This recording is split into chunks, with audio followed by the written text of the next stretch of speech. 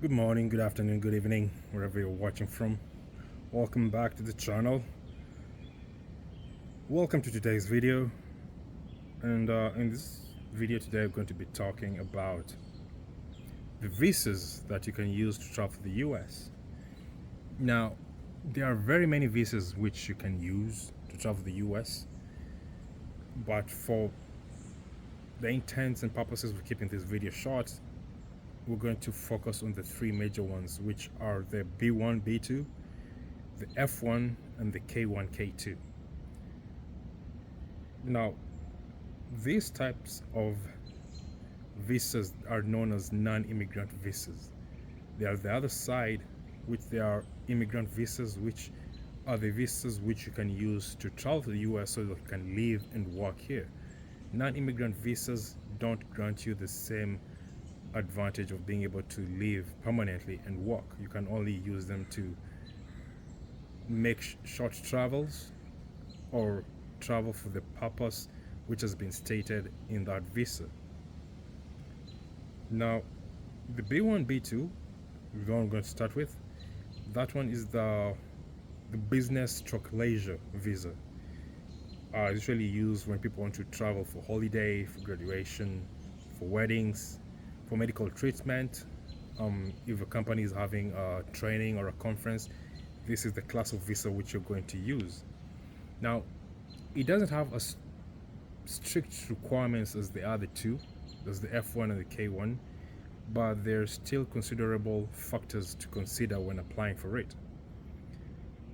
Now, for example, you need to show the purpose of your visit or the purpose of your trip to the US.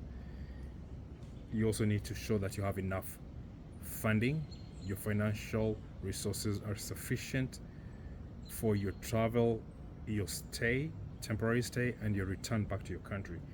And on top of that, you need to show that you have a plan of return. Your itinerary needs to show that you're going to return to your country, to your home country.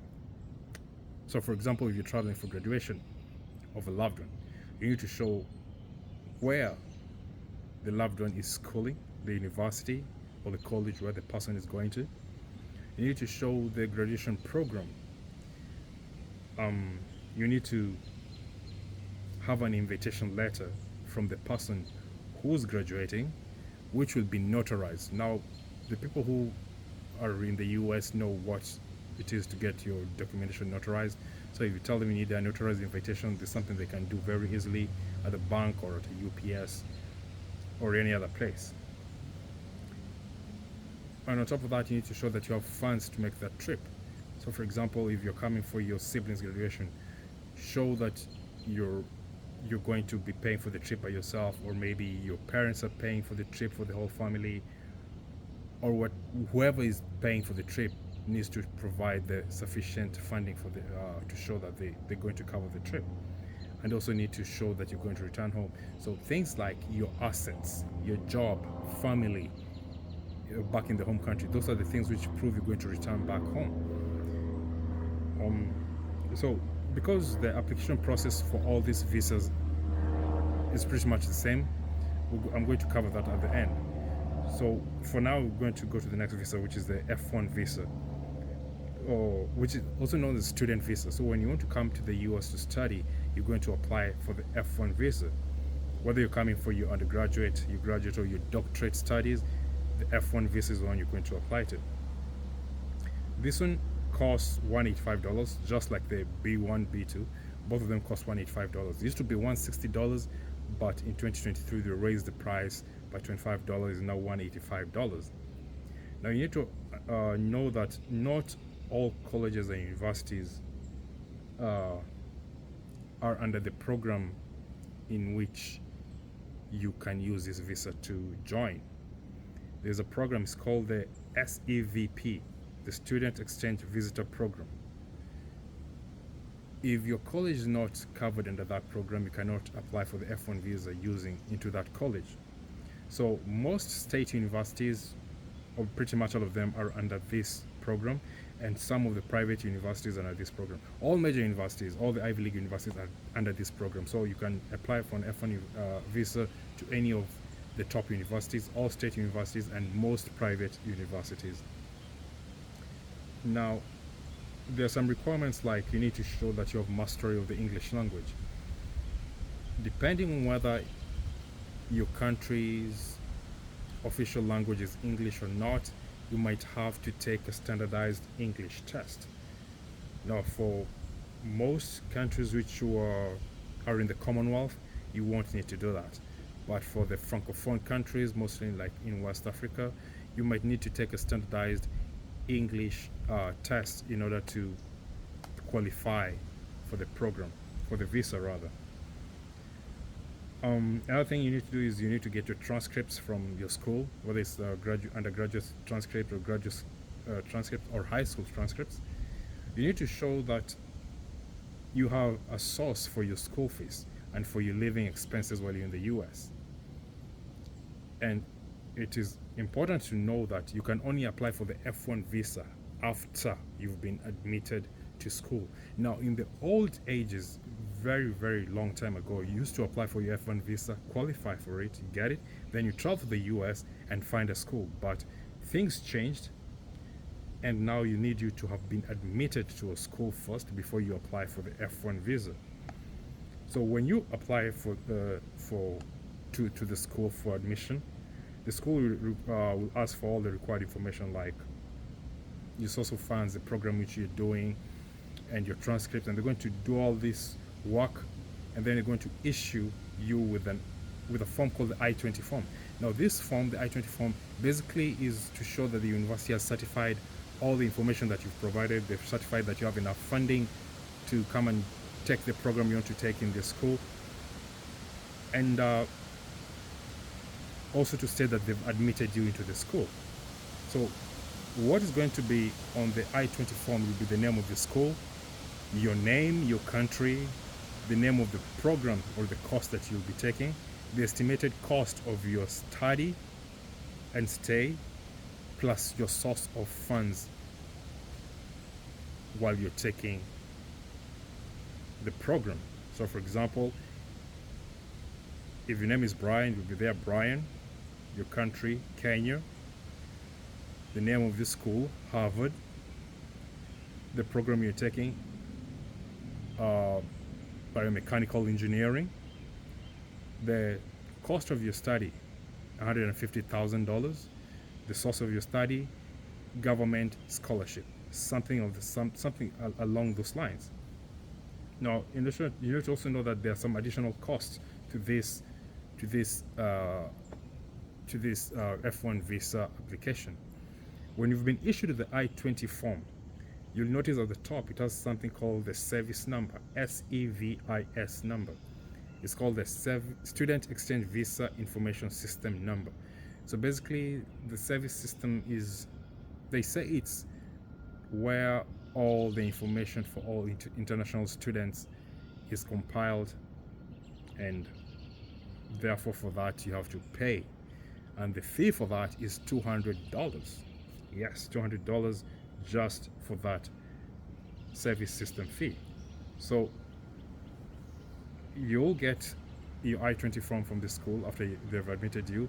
You'll pay the service fee, which is $200, and then now is when you can apply for your F1 visa. Note that you cannot apply for the F1 visa until you've paid the $200 for the service fee. It's all bureaucracy. So after you've paid the $200, now you can go ahead and apply for your F1 visa. So you cannot apply for your F1 visa at any point just because you're willing. It's not like a B1, B2 where you can apply at any time you wish to. The F1 visa can only be applied for at least 120 days before the start of your school program, which is your course in this case. So for example, if your course is starting on May 1st, you can only apply for your F1 visa after January 1st. Okay, with a few days because of the whole 31 days thing. So maybe say January 3rd, you can apply for your F1 visa.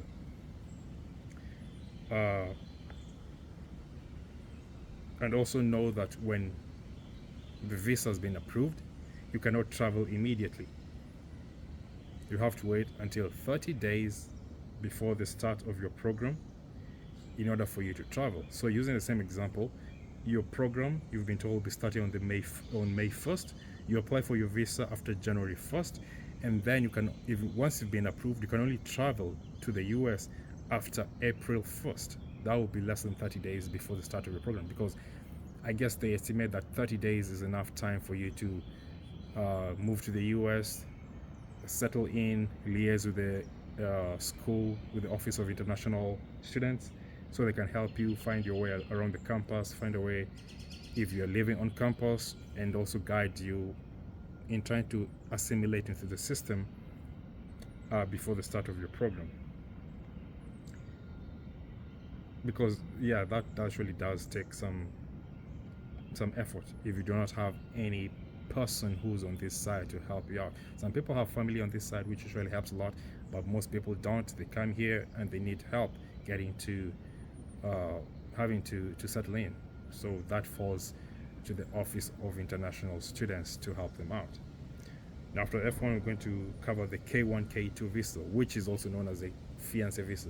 Now, it's not been a common visa in the past, but of late it's really catching up, because a lot of people are starting to use it to travel to the US. Now, this is the most complicated one and also the most expensive. It costs you $265 and has other additional charges. Now, just like the F1 visas requires you to have something filed on this side, the same thing applies to the K1 visa. Now, it's called the K1, K2 visa because the K1 is for the adult and the K2 is for any children who are coming with the adult. So before you apply for this visa in your home country, your fiancé who's in the US needs to file a form. It's known as the I-129F form. This one costs $535, and it can only be filed in the US while you're in the US. It cannot be filed out of the country.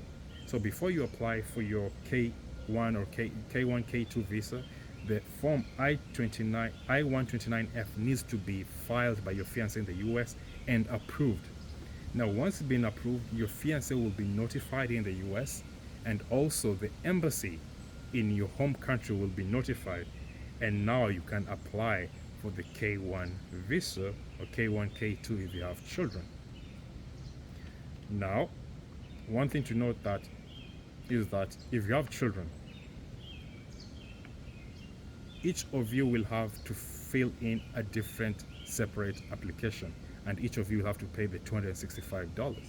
So when your fiancé in the US files the I-129 form, he'll put your name and the names of your children in that form, and that will only be $535. That will cover everything and everyone. But in your home country, while you're applying for the visa, each and every one of you will have to apply separately, and each of you will have to pay the $265. So for you to qualify for the K1 visa, you need to be above 18, and you have children, you need to show the birth certificates for the children. When you apply for this visa, obviously you cannot be married, or if you have been married, you need to have divorced and the divorce has been finalized. You need to show that you can afford to travel to the US and stay in the US before you become a legal permanent resident. Now, it doesn't necessarily have to be your money. It can be your fiance's money. Your fiancé in the US can provide their financial records, the financial statements, their pay stubs to show that they have enough money to host you and your family and your children, if you have any, in the US until you can become a legal permanent resident. And you also need to show evidence of relationship. When you go to the embassy for that interview, you need to show that you have had a relationship. So for example, if your fiancé travels to your country to come and see you, or you meet in a third country and you have holidays and do all these things, you need to show that there's that evidence. So for some people, the fiancés usually travel to the home country and stay maybe 3 months. So take as many photos as possible, meet the families, create that evidence that you have, like have the flight ticket saved somewhere where you can go and present to the embassy and show, yes, we traveled to this place for holidays. While you are at this place, we have photos, the entire family of all of us having fun or doing stuff together. um, and then know that when the K1 visa has been issued, you only have 6 months to travel. So if it's issued on the 1st of January, you have only until the 30th of June for you to travel to the US. After that, it expires and you have to start the process all over again. Now, once you travel to the US within those 6 months, know that you have 90 days or 3 months for you to get married, whether it's a normal wedding ceremony in a church or be married in a court. And then after that, you can file for your adjustment of status. Now, if you watched my previous video for the green card process in the US, the form I-129F is equivalent to the form I-130, which your spouse files. It's pretty much the same, because it also costs $535 and it covers you and your children. And then now everyone files the I-485, which is adjustment of status, and the 765, which for the work permit. So basically it's just the same process, but with the fiancé visa you're doing it from your country. Now, when Trump made some changes in the Department of State, they enacted a new rule where you have to provide your social media usernames when applying for all these visas. So please note, when you're applying for this visa, you'll be required to provide your usernames for social media. I say this because if the information you're provided in all your applications does not match what is showing on your social media profiles, you're going to have problems. So you cannot be saying that you have a fiancé in the US, and meanwhile on Instagram your last 10-20 posts are showing you in an intimate position with another person. That will not match. That will not make sense. Your petition will get denied. So always note that your social media usernames, you have to be added into the application. So the application process for all these visas is pretty much the same. When you're ready to apply for any of these visas, B1, B2, F1, or K1, K2, you go to the US Department of State website. You're going to go to the visa tab, and you're going to select non-immigrant visa. Then you select the category under which you're applying, whether it's the K1, the F1, or the B1, B2. You're going to fill a form called the DS-160 form. Now, when you're filling this form, you have to fill it fully. Any section which requires you to fill, you need to fill it. Otherwise, you're going to have problems with your application. So fill it fully and then submit it and pay the required fee. Once you pay the fee, a receipt will be issued to you, which you have to print and keep with your records, because it's your proof of pay when you go for your interview to the embassy. After that, you're going to schedule your interview. Now, due to the COVID issue, the wait times have just exploded. It's some places it's more than 1 year, some others it's close to 2 years. It's crazy. So what you have to do is go to the website, and you can check for visa wait times depending on the city which you're applying from. Now, people who are in Europe are having way less wait times. Back home in Africa, almost every country is more than a year, which is sad, but it's part of the process. However, you need to know that there are expedited interviews for different circumstances. For example, if you're going for medical treatment, you're going to get an expedited interview.